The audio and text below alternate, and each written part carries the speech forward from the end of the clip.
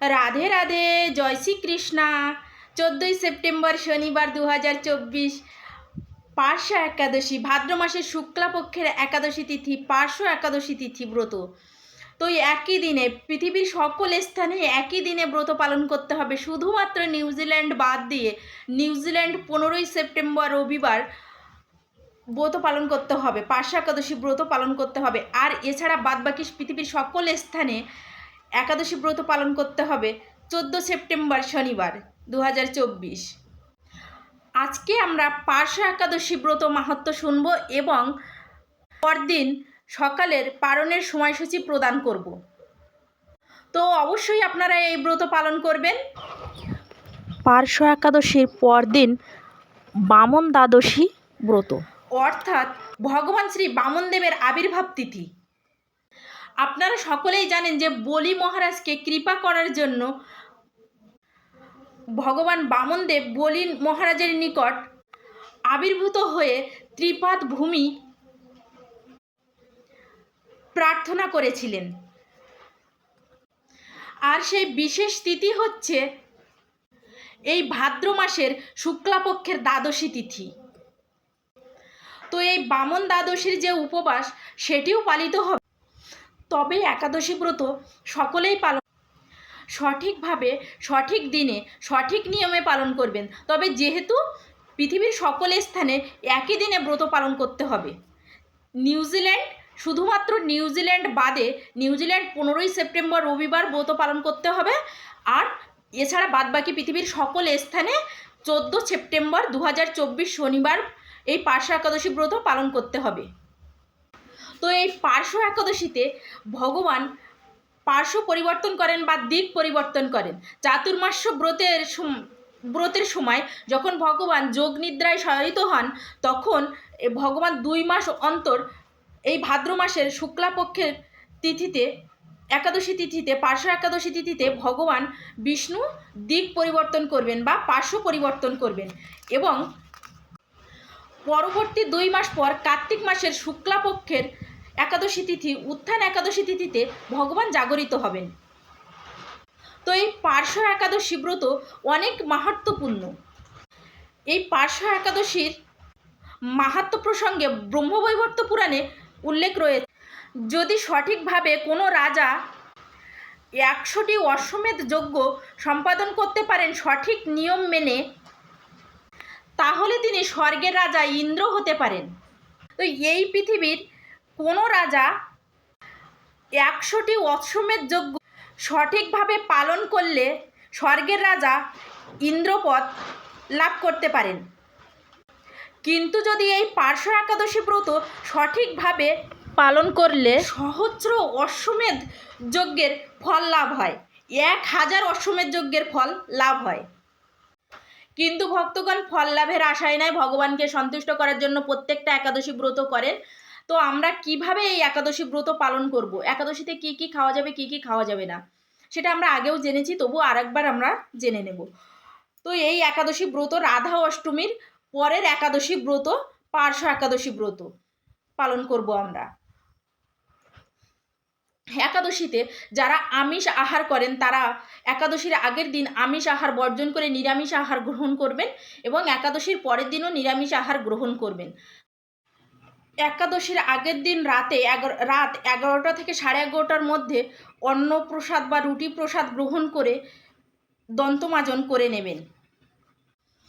একাদশী ব্রতের ক্ষেত্রে সবচেয়ে উত্তম নির্জলা থাকা। নির্জলা উপবাস মানে হচ্ছে, যদি কেউ জল পর্যন্ত গ্রহণ না করে সারা দিন রাত্রি পূর্ণ দিবস উপবাস থাকেন, পারণের পূর্বে উপবাস ভাঙেন।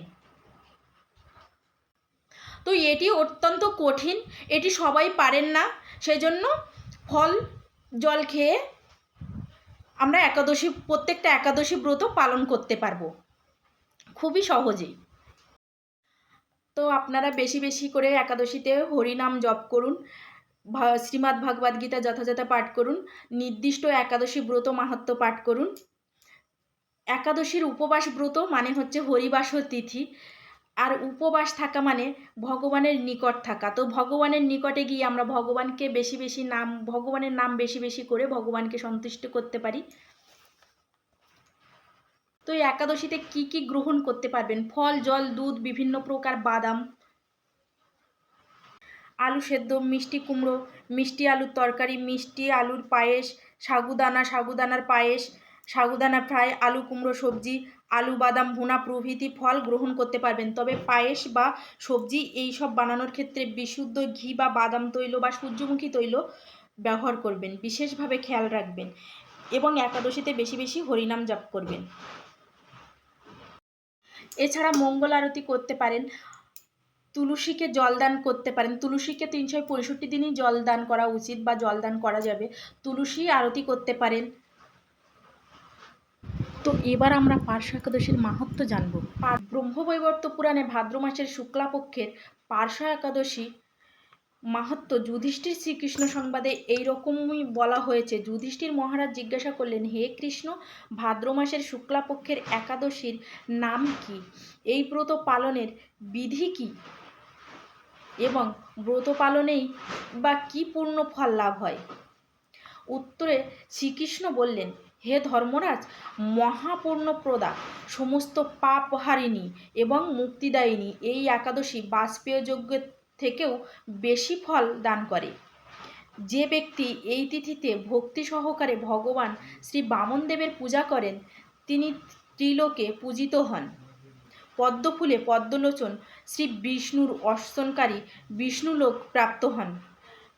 সাহিত্য ভগবান এই তিথিতে পার্শ্ব পরিবর্তন করেন, তাই এর নাম পার্শ্ব একাদশী বা পরিবর্তিনী একাদশী। যুধিষ্ঠির মহারাজ বললেন, হে জনার্দন, আপনার এ সকল কথা শুনেও আমার সন্দেহ পূর্ণরূপে দূর হয়নি। হে দেব, আপনি কিভাবে শয়ন করেন, কিভাবেই বা পার্শ্ব পরিবর্তন করেন, আর চাতুর্মাস্য ব্রত পালনকারীর কি কর্তব্য, এবং আপনার শয়নকালে লোকের কি করণীয়, এসব বিষয়ে বিস্তারিতভাবে আমাকে বলুন। আর কেনই বা দৈত্যরাজ বলিকে বেঁধে রাখা হয়েছিল তা বর্ণনা করে আমার সকল সন্দেহ দূর করুন। শ্রীকৃষ্ণ বললেন, হে রাজন, দৈত্যকুলে আবির্ভূত প্রহ্লাদ মহারাজ পৌত্র বলি আমার অতি প্রিয় ভক্ত ছিল। সে আমার সন্তুষ্টি বিধানের জন্য গোব্রাহ্মণ পূজা ও যজ্ঞাদি ব্রত সম্পাদন করত, কিন্তু ইন্দ্রের প্রতি বিদ্বেষবশত সকল দেবলোক সে জয় করে নেয়। তখন দেবতাগণ সহ ইন্দ্র আমার শরণাপন্ন হয়েছিল। তাদের প্রার্থনায় আমি ব্রাহ্মণ বালক বেশে বামন রূপে বলি মহারাজের যজ্ঞস্থলে উপস্থিত হলাম। তার কাছে আমি ত্রিপাদ ভূমি মাত্র প্রার্থনা করেছিলাম। সেই তুচ্ছ বস্তু থেকে আরও শ্রেষ্ঠ কিছু সে আমাকে দিতে চাইলেও আমি কেবল ত্রিপাদ ভূমি গ্রহণেই স্থির থাকলাম। দৈত্যগুরু শুক্রাচার্য আমাকে ভগবান রূপে জানতে পেরে বলি মহারাজকে ওই দান দিতে নিষেধ করল, কিন্তু সত্যাশ্রয়ী বলি গুরুর নির্দেশ অমান্য করে আমাকে দান দিতে সংকল্প করল। তখন আমি এক পদে নিচের সপ্তলোক, আরেক পদে উপরের সপ্তভুবন অধিকার করে নিলাম। পুনরায় তৃতীয় পদের স্থান চাইলে সে তার মাথা পেতে দিল। আমি তার মস্তকে তৃতীয় পদ স্থাপন করলাম। তার আচরণে সন্তুষ্ট হয়ে আমি সর্বদা তার কাছে বাস করার প্রতিশ্রুতি দিলাম। ভাদ্র শুক্লাপক্ষীয়া একাদশীতে ভগবান শ্রী বামনদেবের এক মূর্তি বলি মহারাজের আশ্রমে স্থাপিত হয়। দ্বিতীয় মূর্তি ক্ষীরসাগরে অনন্তদেবের কোলে শয়ন একাদশী থেকে উত্থান একাদশী পর্যন্ত 4 মাস শয়ন অবস্থায় থাকেন। এই 4 মাসে যে ব্যক্তি নির্দিষ্ট নিয়ম ব্রত বা জপ তপ ব্যতীত দিন যাপন করে সেই মহামূর্খ জীবিত থাকলেও তাকে মৃত বলে জানতে হবে। শ্রাবণের মাসে শাক, ভাদ্র মাসে দই, আশ্বিনে দুধ, কার্তিক মাসে মাসকলাই বর্জন করে এই 4 মাস শ্রীকৃষ্ণের আরাধনা করতে হয়। প্রতিটি একাদশী ব্রত যথাযথ পালন করতে হয়। সাহিত্য ভগবান পার্শ্ব পরিবর্তন করেন বলে এই একাদশী মহাপূর্ণ ও সকল অভীষ্ট প্রদাতা। এই একাদশী ব্রত পালনে 1 সহস্র অশ্বমেধ যজ্ঞের ফল পাওয়া যায়। তো এই ছিল পার্শ্ব একাদশীর মাহাত্ম্য।